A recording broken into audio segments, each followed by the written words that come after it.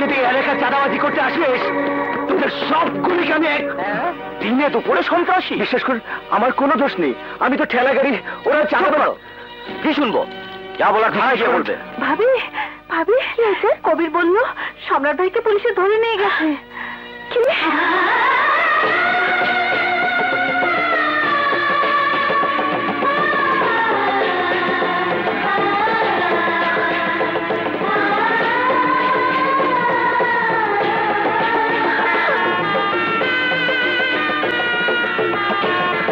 নাই মানে সম্রাট একজন চিহ্নিত চাঁদাবাজ সন্ত্রাসী ছিল স্যার, এখন সে সৎ পথে চলে, ইট ভাঙে, ঠেলা গাড়ি চালায়। ওই রমজান সে চাঁদা চেয়েছিল সম্রাটের কাছে, সম্রাট প্রতিবাদ করেছিল, এই অবস্থায় আপনার পুলিশ তাকে গ্রেফতার করেছে। ঠিক আছে, আপনারা যখন বলছেন সম্রাট সৎপথে ফিরে এসেছে, তখন আমি ওকে ছেড়ে দিচ্ছি। এই সম্রাটকে ছেড়ে দাও।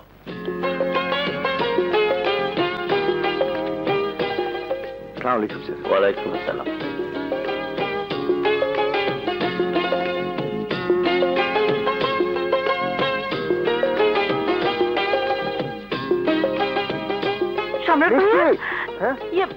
ভাবি তো ঘরে নেই। নাই মানে? তোমাকে পুলিশে ধরে নিয়ে গেছে শুনে দৌড়ে বের হয়ে গেছে। বলিস কি? আমরা তো মনে করেছি থানায় গেছে। যায়নি? না তো, আমি তো এক্ষুনি থানা থেকে আসলাম। আল্লাহ, তাহলে কোথায় গেল ভাবি? মিষ্টি, কাশিম ভাই মিষ্টিকে দেখেছেন? না তো। মিষ্টি? না না। আচ্ছা মিষ্টিকে দেখেছেন? না তো ভাই।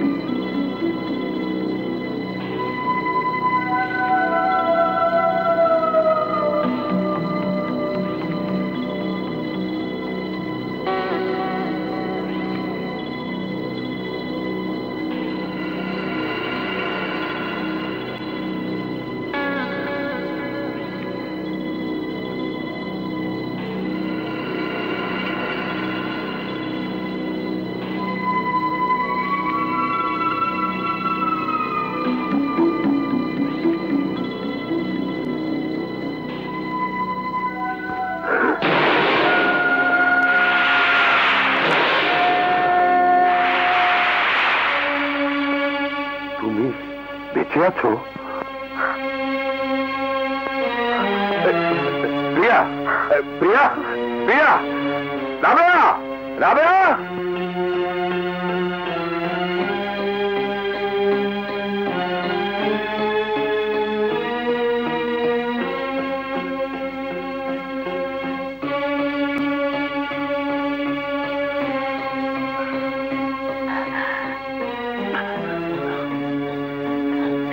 মা আমার, এতদিন কোথায় ছিলি মা? এতদিন মানে? এখন বেশি কথা না বলাই ভালো। কেন, কি এমন হয়েছে আমার যে কথা বলা যাবে না? তোমার কি কিছুই মনে পড়ছে না? হ্যাঁ, মনে পড়েছে। কেমিক্যাল ইন্ডাস্ট্রি থেকে বেরিয়ে আমি বাড়ি ফিরছিলাম। পথে একটা ব্রিজের কাছে এসে হঠাৎ গাড়িটা খারাপ হয়ে গেল। তারপর গাড়ি থেকে নামতেই হঠাৎ কয়েকজন গুন্ডা কোথা থেকে এসে আমাকে তাড়া করলো। তোমরা কারা? তোমাকে খুন করতে চাই।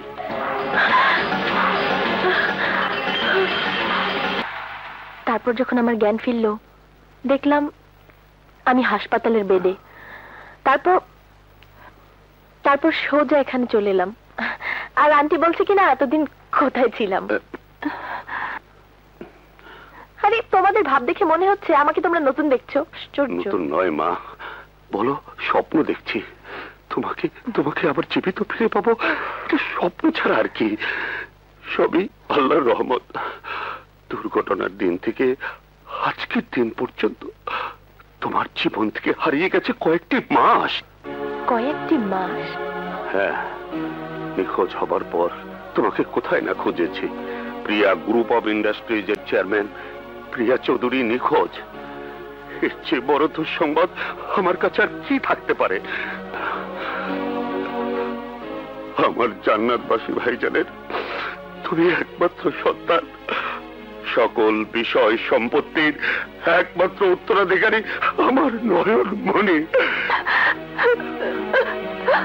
এই ও কাঁদছে কেন জানো? তোমাকে নতুন করে ফিরবে। বাবা মা হারা জীবনে তোমাকে কোলে পিঠে করে সন্তানের মতো মানুষ করেছে। আহা, তোমরা সবাই মিলে আমাকে পাগল বানিয়ে ছাড়বে। তোমার দাউদ আঙ্কেল যা বলছেন সব সত্যি। আমি এ পোশাকে কেন? আরে এটা হলো কোত্থেকে? এতটা অস্থির হসনি মা, শান্ত হ। সব তুই মনে করতে পারবি। এখন ওকে বিরক্ত করা ঠিক হবে না, এখন ওর রেস্টের প্রয়োজন। আপনি ঠিক বলেছেন ডাক্তার সাহেব, আপনি ঠিক বলেছেন। একটা কথা মনে রাখবেন, পৃথিবীতে যত সমস্যা আছে সমাধানের পথ আছে তার চেয়ে অনেক বেশি। হারামির বাচ্চারা, সেদিন তোরা আমার কাছে মিথ্যে বলেছিলি। এই প্রিয়া বাঁচল কি করে বল? তোদের সবাইকে গুলি করে মারা উচিত। বস, এবারের মতো আমাদের মাফ করে দিন।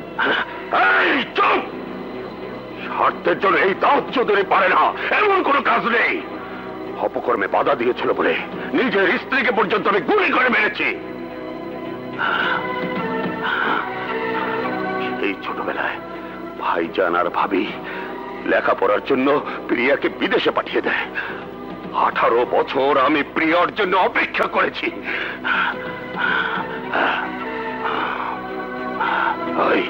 সে যখন দেশে ফিরল তখন আমি তোদেরকে পাঠিয়েছিলাম প্রিয়াকে হত্যা করার জন্য।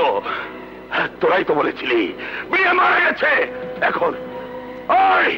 এখন প্রিয়া ফিরে এলো কি করে বল? আর একবার সুযোগ দিন বস, এবার আমরা প্রিয়াকে খতম করবই। ঠিক আছে, আর একবার তোদের সুযোগ দেয়া হবে। কখন কি করতে হবে সময় মতো আমি বলবো। নাও গেট আউট।